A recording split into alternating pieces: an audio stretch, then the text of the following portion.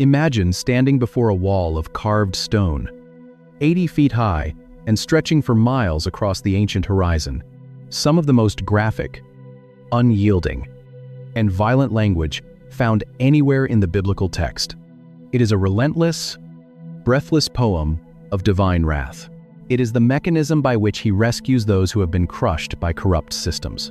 Human vengeance says, "You hurt my pride, so I will hurt you." Divine Nahum says, "You are destroying the innocent, and I will step in to physically stop you." How does this word change the way we understand the passage? It reveals that God is not losing his temper over a minor slight. He is stepping onto the scene as the righteous judge to disarm a geopolitical serial killer. The Assyrians have spent a century flaying captives alive and piling up the heads of the innocent. They have laughed at justice. Now, the judge of the earth is putting on his robes and preparing to strike the gavel. His vengeance is not a lack of emotional control, it is the absolute enforcement of moral gravity. For the people of Judah, hearing that God was bringing Nahum against Nineveh was the most profoundly comforting news they could possibly receive. It meant their suffering was not ignored. It meant the universe was not a chaotic void where the strong could forever consume the weak. But an obvious, practical problem remained. It is one thing for a Judean prophet to stand in the dusty streets of Jerusalem. God is depicted as a terrifying, unstoppable storm, shattering mountains, drying up the seas, and promising to leave the city streets slick with blood, and declare that God will judge the Assyrian Empire. It is entirely another thing for that judgment to actually happen. Nineveh's walls were 80 feet tall, thick enough to hold chariot races on top of them, and surrounded by a vast network of moats fed by the Tigris River. It was the most heavily fortified, heavily guarded city on the face of the earth. How could a small, oppressed, impoverished nation possibly see this justice enacted? The prophet does not simply say Nineveh will fall. He makes a specific, seemingly impossible prediction about the exact weapon God will use to bring the city down. Ancient Nineveh was not just a fortress of stone. It was a hydraulic masterpiece. Built on the eastern bank of the mighty Tigris River, the city was intersected by a second waterway, the Kosur. The Assyrian engineers had masterfully channeled this water into a massive, complex system of moats and canals surrounding the capital. Some of these water defenses were over 150 feet wide. To attack Nineveh, an invading army did not just have to scale an 80-foot wall. They had to navigate a sprawling, engineered flood zone while being relentlessly fired upon from the towers above.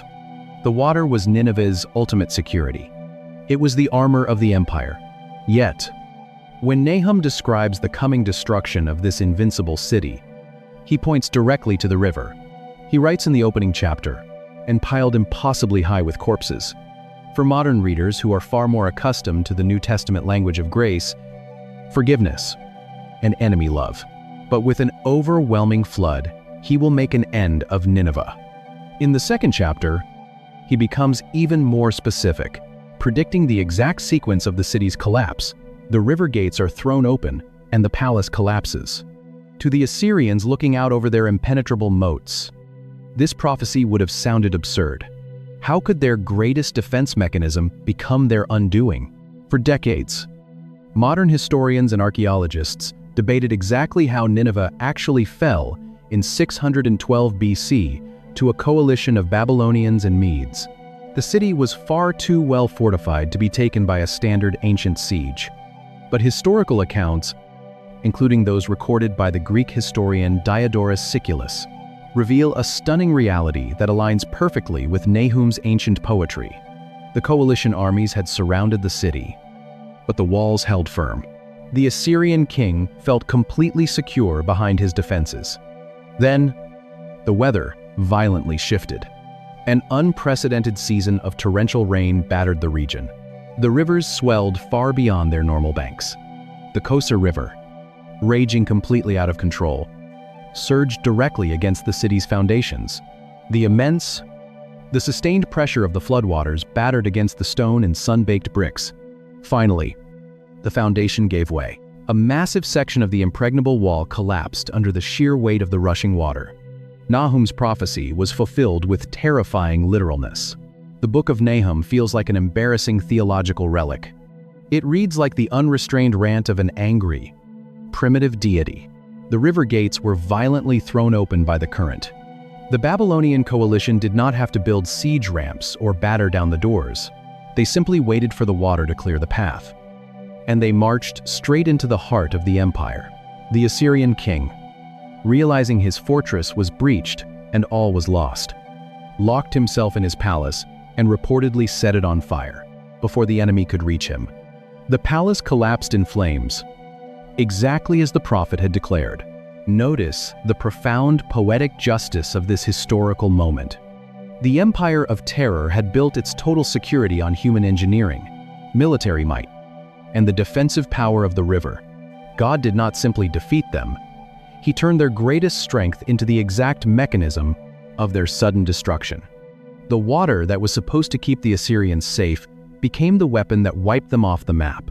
But this flood was not merely a historical coincidence or a lucky weather event that favored the invading armies.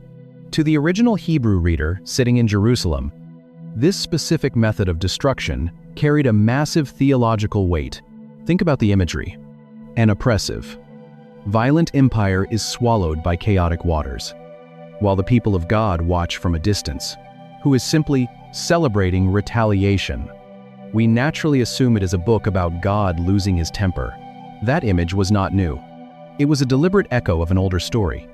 To understand what the water actually meant to the original audience, we have to step back and look at the larger biblical pattern.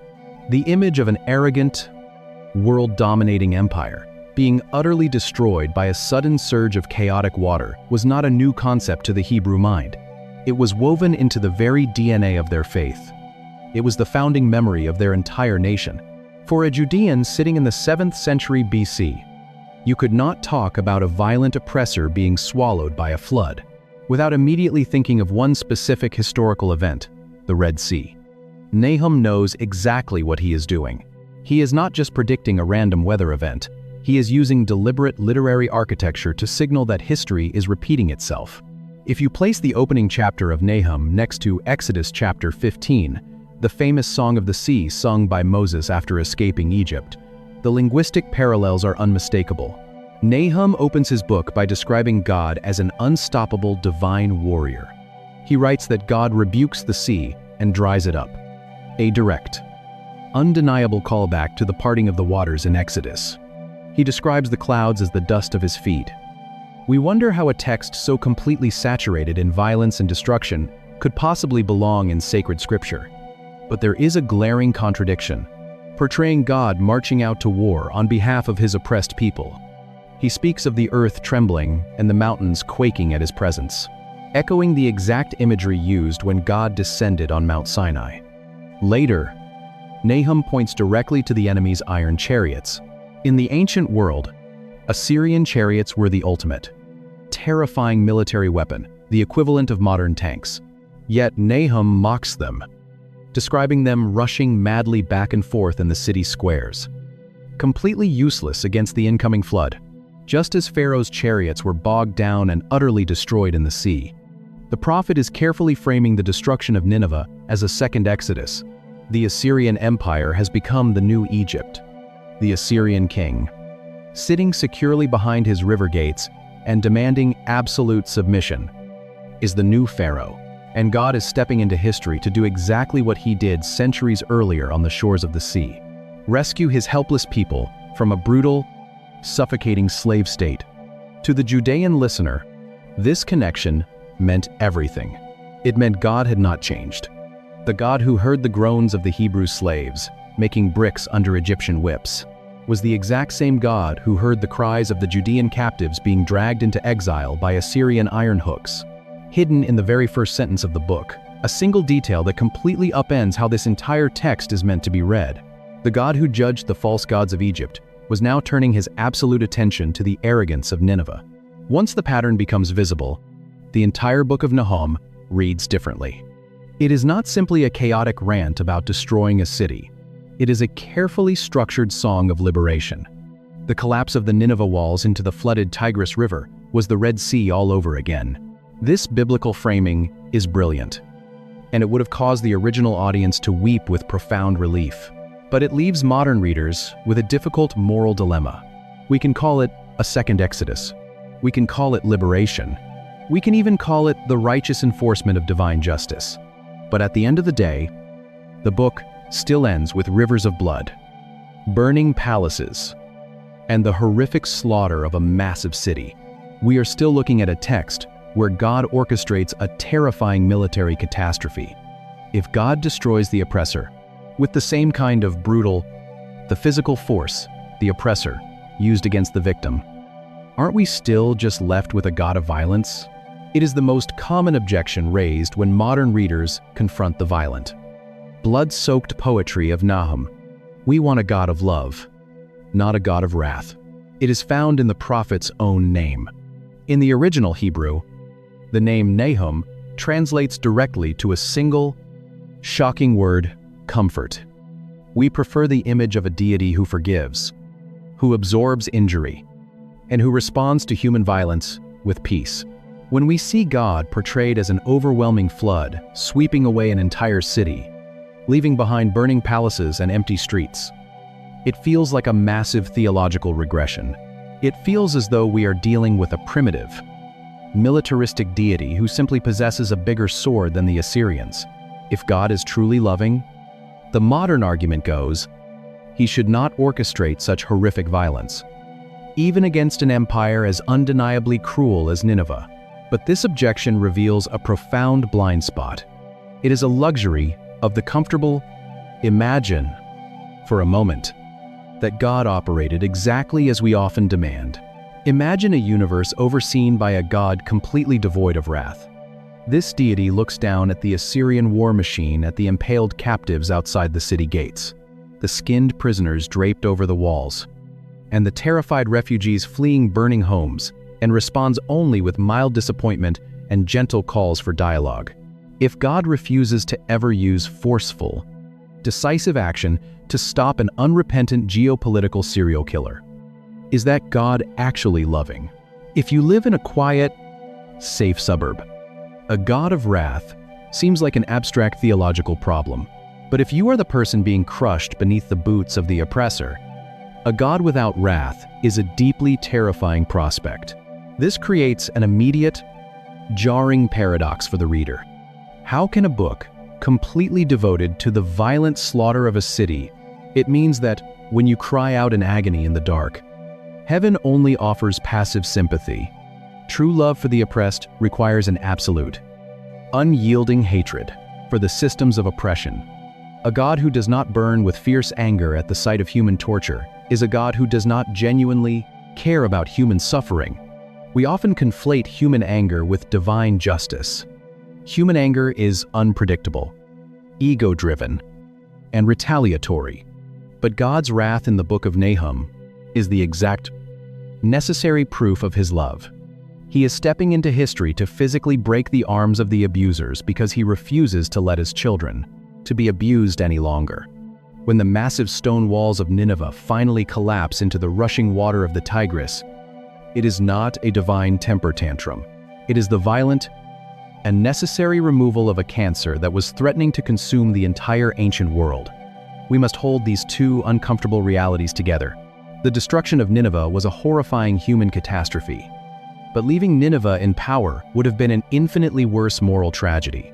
Perfect justice in a deeply broken world sometimes requires forcibly dismantling the systems that perpetuate cruelty. But if the story stopped here, it would still feel incomplete. If the only promise God makes is that he will eventually crush the violent empires of the earth, we are simply left waiting for an endless cycle of judgment. One oppressor rises, God strikes them down, and another oppressor immediately rises in their place. The breaking of shields and the rushing of iron chariots through blood-soaked streets possibly be intended as a message of comfort? But the prophet does not just promise the end of the Assyrian war machine. He promises something entirely new on the horizon. In the middle of the carnage and the falling walls, a familiar image appears on the mountains. In the very first chapter of Nahum, tucked quietly between terrifying descriptions of shattering mountains and overwhelming floods, The prophet suddenly shifts his focus, away from the carnage. He looks past the collapsing walls of the Assyrian capital and points up to the Judean horizon. Look, there on the mountains. Nahum writes, "The feet of one who brings good news, who proclaims peace." This exact phrasing should immediately catch the attention of a careful biblical reader. A few decades later, the prophet Isaiah will use this identical imagery to announce the coming of God's ultimate salvation. Centuries after that, the Apostle Paul will quote it in his letter to the Romans to describe the global spreading of the Christian message. The Hebrew word translated here as good news is the root of the very word we now translate as gospel. In the immediate, historical context of the 7th century BC, the good news for the Judean people was deeply physical. The Assyrian oppressor was finally dead. A breathless runner was sprinting across the sun-baked hills to announce that the terrifying war was over. The siege was lifted. The images etched into the rock are not merely decorative art. They are highly calculated. Instructional warnings. We are used to finding spiritual comfort in the Psalms, in gentle promises of peace, or in the quiet guidance of a shepherd, and they could finally celebrate their festivals in peace. The monster was gone. But as the biblical narrative expands across the centuries, this lone figure on the mountain points toward a much larger, more profound rescue. The Assyrians were a terrifying empire, but they were ultimately just a symptom of a deeper, older human disease. If God only destroys political empires, the root of human cruelty remains, completely untouched. The ultimate enemies of the human race are not ancient kings, political systems, or modern dictators. The true oppressors are sin, death, and the fractured, violently broken human heart that produces the cruelty in the first place. To truly rescue his people, God had to conquer the empire behind the empire. This is where the violent judgment of Nahum collides with the radical grace of the New Testament. When Jesus arrives in the 1st century, he does not come leading a military coalition to shatter the Roman oppressors, though many of his followers desperately wanted him to. He does something entirely unprecedented. He allows the brutal, unjust machinery of a human empire to arrest him, strip him, beat him, and nail him to a wooden Roman cross, a horrific method of public execution that had actually been pioneered and perfected by the Assyrians centuries earlier. We certainly do not expect to find it in the terrifying collapse of burning walls. Yet, the author introduces this vision of absolute. At the cross, the righteous judge of the universe does not pour out his vengeance on the armies of his enemies. Instead, he steps into the place of the guilty. He absorbs the destructive force of human violence and divine justice into his own body. The final, eternal victory over human cruelty is won, not by God shedding the blood of his enemies, but by God willingly shedding his own blood, to end the cycle of violence forever. The crucifixion is the ultimate fulfillment of Nahum's prophecy. Jesus takes the wrath that Nineveh deserved, and the wrath that our own cruelty deserves, and he buries it in the grave. It is the definitive defeat of the true oppressor, bringing eternal comfort to the oppressed. But we still live in a world where physical cruelty exists. We still turn on our screens and see the innocent crushed by corrupt systems and violent men. So where does this theology leave us today, as we stand in the gap, waiting for final global justice to be realized? The answer brings us back to the river. We began this journey looking at a small, uncomfortable book that felt like an embarrassing relic of primitive violence. But stepping back, we can now see the complete architecture of the prophet's vision. The book of Nahum is not ultimately a story about a deity who loses his emotional control, divine fury, as a profound, settling relief. The problem is not that the book of Nahum is too violent. It is a story about a God who refuses to ignore the desperate cries of the vulnerable, a God who actively limits the lifespan of human cruelty, and a God who eventually steps into the crushing machinery of the world to absorb the violence himself. Yet, We still live in the tension of the waiting period between the cross and the final renewal of all things. You may not be facing the iron chariots of an ancient Assyrian army, but you know what it means to be wounded by unchecked arrogance. You know the sting of hidden abuse, the frustration of a deeply unjust system, or the suffocating weight of people who misuse their power without facing any visible consequence. The world is full of modern Assyrian systems and individuals that crush the weak and leverage their power for their own gain. When you watch the corrupt thrive while the innocent suffer, it is entirely natural to assume heaven is empty, or worse, that God simply does not care. The book of Nahum hands you a profoundly different reality. It invites you to take your desperate, burning desire for justice, your deep need for things to be made right, and hand it entirely over to a righteous judge. The problem is that we are reading it from a position of profound safety. We approach the biblical text as comfortable observers. You do not have to carry the crushing, corrosive burden of getting even. You do not have to become the monster to defeat the monster.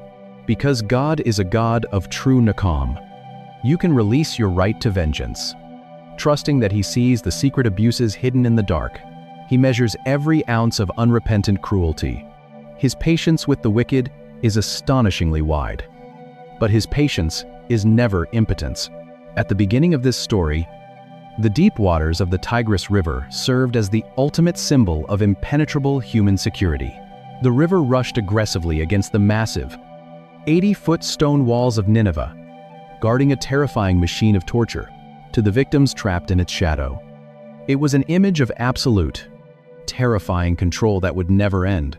Today, if you travel to the plains of northern Iraq and stand exactly where the ancient Assyrian capital once dominated the horizon, you will not find an impenetrable wall.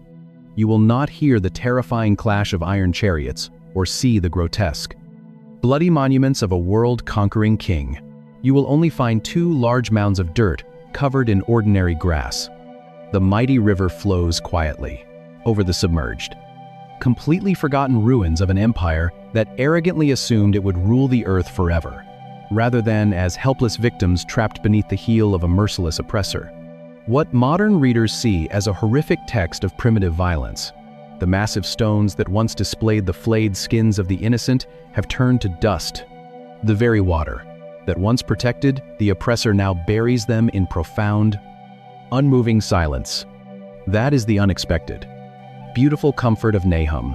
It is the deep, settling relief that God has an appointed time when every hidden wrong will be confronted, every oppressor will be disarmed, and every fractured piece of creation will be perfectly restored.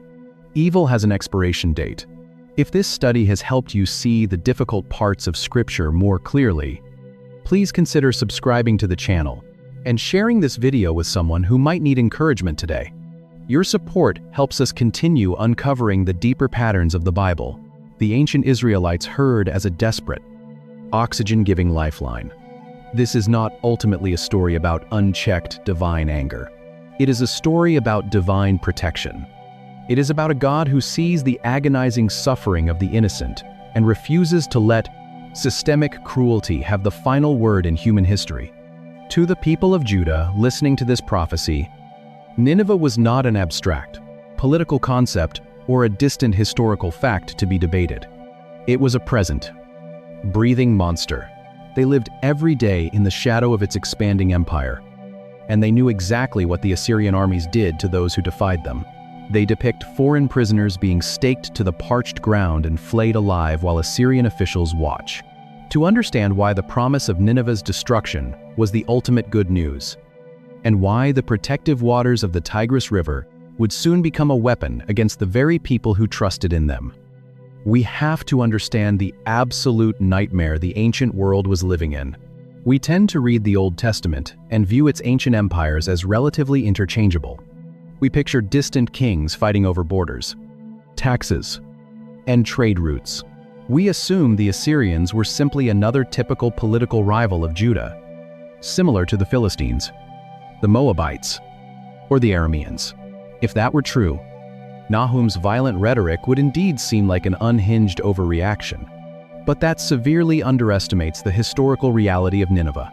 The Assyrian Empire did not simply conquer territory, it terrorized populations.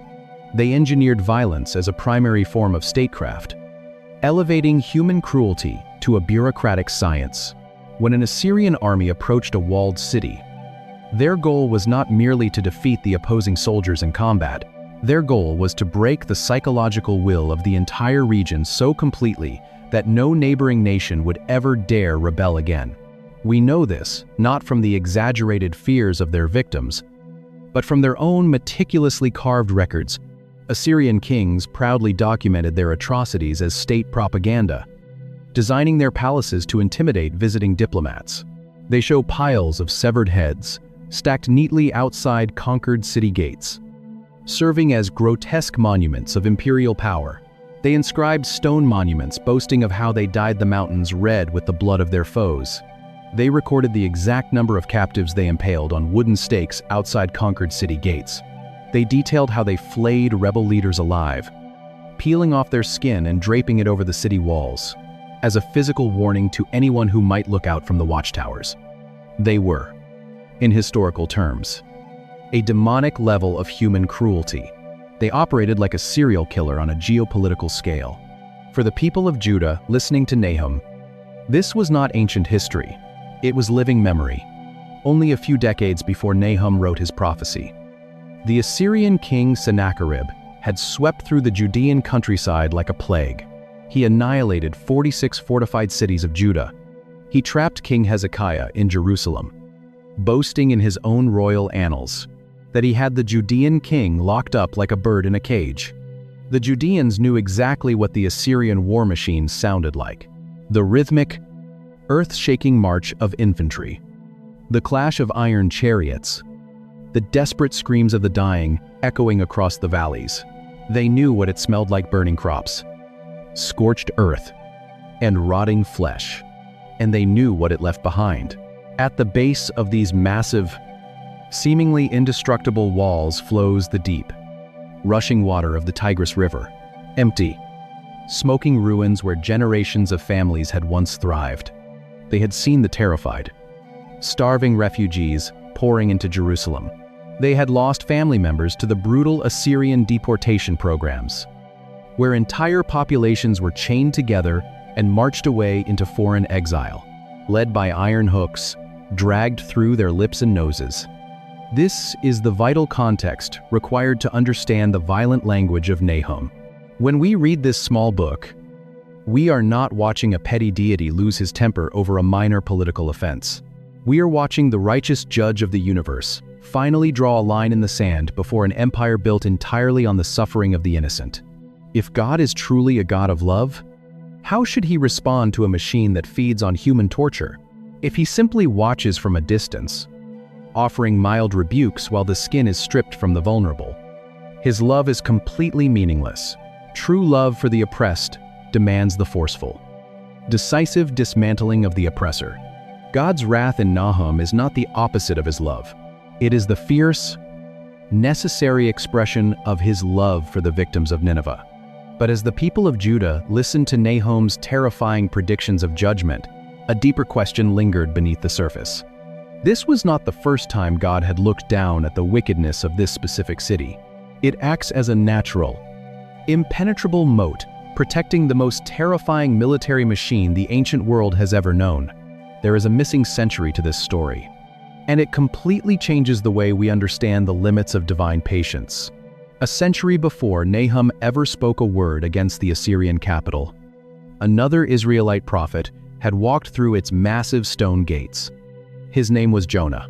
Jonah's story is one of the most famous in Scripture, often remembered merely for a great fish and a reluctant messenger. But at its core, it is a story about the scandalous, almost reckless mercy of God. Jonah walked into the heart of the Assyrian war machine, the dust of the desert still clinging to his feet, and delivered a stark, 5-word Hebrew sermon: 40 more days and Nineveh will be overthrown. He offered no program for peace, no conditions, and no explicit call to repentance. Yet, in one of the most stunning reversals in the ancient world, the violent empire paused. The king stepped down from his throne, stripped off his royal robes, covered himself in rough sackcloth, and sat in the ashes. He ordered a citywide fast, demanding that every citizen urgently give up their violent ways. And God relented. He saw their temporary turning from violence, and he held back the sword.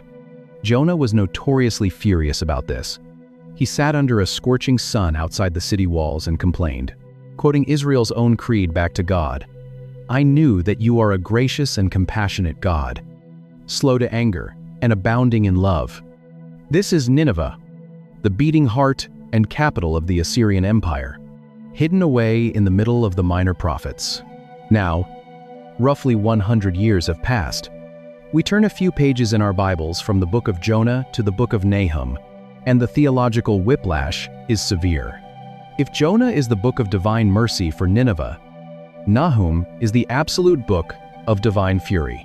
The God who was slow to anger in Jonah is now introduced by Nahum with terrifying finality. The Lord is a jealous and avenging God. The Lord takes vengeance and is filled with wrath.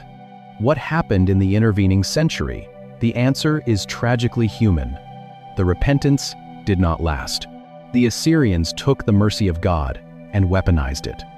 They returned to their cruelty, escalating it tenfold. The generations of kings who followed Jonah's visit built an even more ruthless military machine, expanding their borders and refining their methods of psychological torture. They destroyed the northern kingdom of Israel and nearly annihilated Judah because the sky had not fallen. They assumed heaven was empty. They mistook God's patience for God's impotence. Imagine being a Judean, listening to Nahum in the 7th century BC. You grew up hearing the story of Jonah. You knew that God had once spared the very empire that was now dragging your countrymen away in chains. The mercy God showed to Nineveh a century ago had become the nightmare of your present reality. You might naturally begin to wonder if God cared more about forgiving his enemies than protecting his own people. This century-long gap reveals a profound truth. Sits a small, 3-chapter book entirely dedicated to the complete destruction of this specific city. Most modern readers avoid it entirely. About the character of God. His grace is astonishingly wide, and his default posture is mercy. He will give a violent empire every conceivable opportunity to lay down its weapons and turn from its cruelty. But his patience with unrepentant abuse has a hard limit. God will not allow an oppressor to indefinitely leverage divine patience as a shield while continuing to crush the vulnerable. Nahum stands as a terrifying monument to the exact moment. When the clock finally runs out on systemic evil, when that limit is reached, what exactly does the divine response look like? We often imagine divine wrath as a blind, uncontrollable rage. But the prophet describes something far more precise. The answer is hidden in an often misunderstood Hebrew word in the very first verses of Nahum's vision. The opening verses of Nahum repeat a single concept 3 times in rapid succession, striking the reader like a hammer. The Lord is a jealous and avenging God. The Lord takes vengeance and is filled with wrath. The Lord takes vengeance on his foes and vents his wrath against his enemies. To modern ears, this sounds terrifying and slightly embarrassing. When we read the English word vengeance, we immediately picture a loss of control. If they do happen to open it, they usually walk away feeling deeply uncomfortable. The book of Nahum contains human vengeance is petty, retaliatory, and emotionally unstable. It is the language of a personal vendetta. If someone insults us, or hurts our pride, or damages our reputation, we want revenge. If we imagine God taking vengeance, we naturally assume he is simply losing his temper, lashing out in sudden anger because he was offended. But to understand what the prophet is actually saying, we have to look at the Hebrew word sitting beneath our English translation. The word Nahum uses is nakam. In its most basic sense, it does translate to vengeance or avenging. The English translation is accurate, but the original term carries an essential additional sense that is almost entirely lost in modern culture. In the ancient Near East, nakam was not an emotional tantrum. It was a legal and royal obligation. It was the decisive action of a sovereign ruler or a righteous judge stepping in to restore moral order when a severe injustice had occurred.